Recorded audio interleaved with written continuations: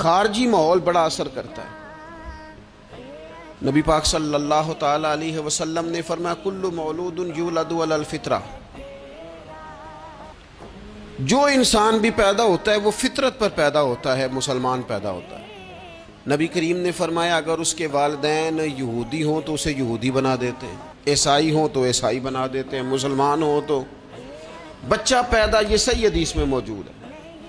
اور ان لفظوں کے ساتھ موجود ہے کہ والدین اگر یہودی ہوں تو یہودی بنا دیتے ہیں، عیسائی ہوں تو۔ چلیں دو باتیں میں تشریح کے طور پہ عرض کر لوں۔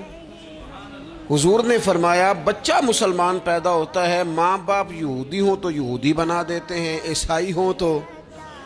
اب مجھے کیا لینے دو، اگر ماں باپ نمازی ہوں تو نمازی بنا دیتے ہیں، ماں باپ قرآن مجید پڑھنے والے ہوں تو قرآن مجید پڑھنے والا بنا دیتے ہیں، ماں باپ سچ بولنے والا ہوں تو بچوں کو سچ بولنے والا بنا دیتے ہیں، ماں باپ اگر رزق حلال کی تلقین کرنے والے ہوں تو امید ہے بچے بھی رزق حلال کمائیں گے۔